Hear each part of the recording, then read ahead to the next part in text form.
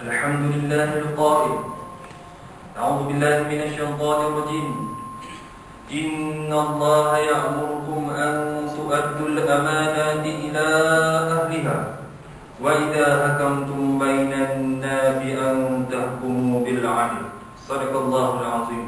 Surah An-Nisa ayat 58. Artinya, sesungguhnya Allah memerintahkan kamu menyempurnakan amanah kepada mereka yang berhak menerimanya. Dan apabila kamu menetapkan hukum di antara manusia, hendaknya kamu menetapkannya dengan adil. Asyhadu an la ilaha illallah wahdahu la syarika lah wa asyhadu anna Muhammadan 'abduhu wa rasuluh. Allahumma shalli wa sallim ala sayyidina Muhammad wa ala alihi wa ashabihi wat tabi'in lahum bi ihsan ila yaumiddin. Amma ba'd. Fa ya ibadallah ittaqullah usikum wa iyaya bittaqwallah faqad fazal muttaqun. Sidang Jumaat yang dirahmati Allah, marilah kita tingkatkan ketakwaan kepada Allah Subhanahu wa taala dengan melaksanakan segala perintah dan menjauhi setiap larangannya. Mudah-mudahan hidup kita diberkati Allah di dunia dan di akhirat. Mimbar pada hari ini akan membicarakan khutbah bertajuk sifat amanah. Amanah ialah sifat mahmudah, iaitu sifat terpuji. Lawan kepada sifat amanah ialah sifat khianat. Perkataan amanah berasal dari perkataan Arab dalam bentuk kata dasar aminah, amanat, berarti dapat dipercayai. Terdapat beberapa tafsiran mengenai istilah amanah. Menurut pandangan seorang tokoh ahli tafsir, Ahmad Mustafa Al-Maghribi, amanah ialah sesuatu yang harus dipelihara dan dijaga agar sampai kepada mereka yang berhak memilikinya. Sementara Ibnu Al-Arabi mentafsirkan amanah ialah segala sesuatu yang diambil dengan izin pemiliknya, atau sesuatu yang diambil dengan izin pemiliknya untuk diambil manfaatnya. Dapat disimpulkan bahawa amanah bermaksud menyampaikan hak kepada pemiliknya, atau tidak mengambil sesuatu melebihi haknya dan tidak mengurangi hak orang lain. Dalam pengertian nilai dan akhlak, amanah ialah menghargai kepercayaan dengan melaksanakan segala tuntutan yang terkandung dalam kepercayaan yang diberikan. Sidang Jumaat yang dikasihi Allah, Allah Subhanahu wa taala menjanjikan ganjaran pahala yang sangat besar kepada mereka yang berjaya menunaikan amanah. Diceritakan dalam surah Al-Mu'minun, antara orang beriman yang berjaya di akhirat kelak ialah orang yang menunaikan amanah. Firman Allah Subhanahu wa taala, A'udzu billahi minasyaitonir rajim, walladzina hum li amanatihim wa 'ahdihim ra'un.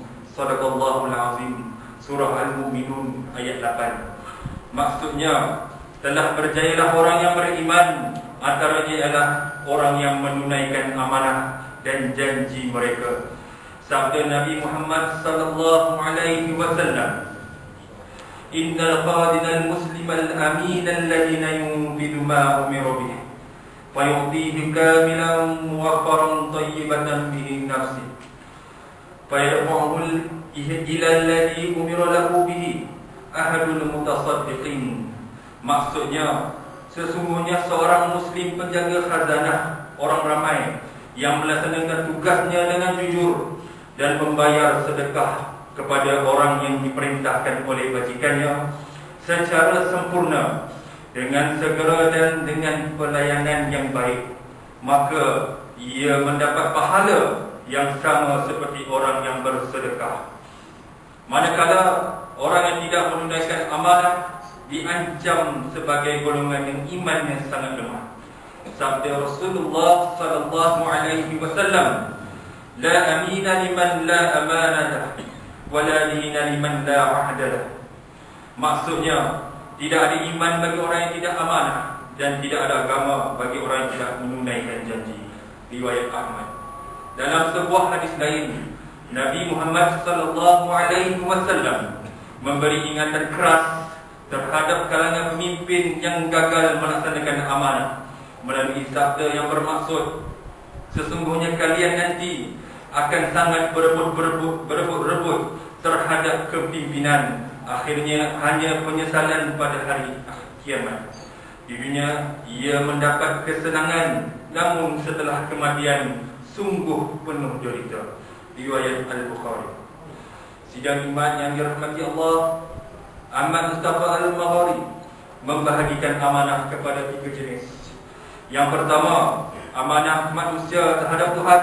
Yang kedua, amanah manusia terhadap orang lain. Dan yang ketiga, amanah manusia terhadap dirinya sendiri. Amanah yang sering diabaikan oleh ramai manusia ialah amanah terhadap orang lain. Antaranya amanah seorang suami terhadap isteri, amanah ibu bapa terhadap anak, amanah pekerja terhadap pekerjaan, amanah majikan terhadap pekerja, amanah orang kaya untuk membayar zakat, juga amanah pemimpin terhadap rakyat. Sedarilah di akhirat nanti setiap amanah akan disoal oleh Allah Subhanahu wa taala. Sabda Nabi Muhammad sallallahu alaihi wasallam, "Ala kullukum ra'in wa kullukum mas'ulun 'an ra'iyatihi." Maksudnya, ketahuilah setiap daripada kamu ialah pemimpin yang mempunyai amanah, dan setiap daripada kamu akan disoal di akhirat tentang orang yang diamanahkan. Kisah Khalifah Umar Abdul Aziz hingga digelar sebagai Khulafaur Rasyidin yang kelima kerana sifat hebat menjunjung amanah, wajib dijadikan contoh. Ketika hayatnya, Khalifah Umar Abdul Aziz sangat berhati-hati menggunakan harta milik kerajaan, termasuk memadamkan pelita yang menggunakan minyak milik kerajaan, sebaik sahaja perkara yang dibincangkan tidak berkaitan dengan urusan kerja. Baginda menolak semua binatang tunggangan mewah milik khalifah sebelumnya, serta menyerahkan hampir seluruh hartanya dan juga harta yang dihadiahkan kepada isterinya kepada negara. Sifat amanah yang diamalkan oleh baginda telah berjaya mengawal khazanah negara daripada tiris kerana disalahgunakan. Pada era pemerintahan baginda, negara menjadi makmur dan rakyat hidup tenang, sehingga tidak ada rakyat yang layak untuk menerima wang zakat. Ketika meninggal dunia, baginda hanya meninggalkan 17 dinar emas sebagai belanja pengurusan jenazah dan pusaka untuk dibahagikan kepada waris.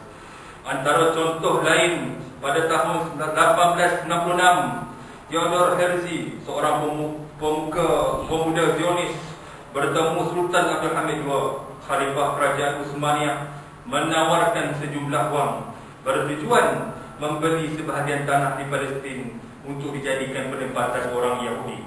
Beliau menyangka keadaan ekonomi Empayar Uthmaniyah yang sedang tenat merupakan masa dan peluang terbaik untuk membeli tanah di Palestin. Walaupun sedang menghadapi hutang negara yang tinggi, atas sifat amanah yang kukuh, Sultan Abdul Hamid II tidak bersedia menggadaikan bumi Palestin dan dengan tegas menolak tawaran wang daripada pemuda Zionis tersebut.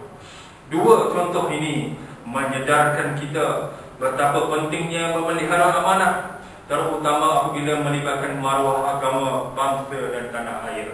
Kebiasaannya, amanah boleh tergadai apabila manusia tewas kepada nafsu dan sifat haloba yang dipengaruhi oleh bisikan syaitan yang dilaknati Allah. Sidang umat yang dirahmati Allah, sifat amanah terutama dalam kalangan pemimpin amat penting untuk memastikan kedaulatan sebuah negara merdeka dapat dipertahankan. Dalam titah sempena Majlis Penganugerahan Watikah Pelantikan Anggota Majlis Agama Islam dan Adat Melayu Perak pada 12 Januari 2021, Duli Yang Maha Mulia Paduka Seri Sultan Perak Darul Ridwan menzahirkan peringatan agar umat Islam tidak menyerahkan amanah dan tanggungjawab kepada golongan yang bermoral rendah, terbalik rasuah, salah guna kuasa, tidak amanah dan tidak ikhlas. Insaflah, pemimpin yang beramanah akan berupaya memakmurkan negara dan menyejahterakan kehidupan rakyat. Di sebaliknya, negara akan musnah dan rakyat akan sengsara jika para pemimpin mengkhianati amanah. Barakallahu li wa lakum bil Qur'anil azim wa nafa'ani wa iyyakum bima fihi minal ayati wa dzikril hakim wa taqabbal minni wa minkum tilawatahu إنه هو السميع العليم. أقول قولي هذا وأستغفر الله العظيم لي ولكم ولسائر المسلمين والمسلمات والمؤمنين والمؤمنات الأحياء منهم والأموات فاستغفروه إنه هو الغفور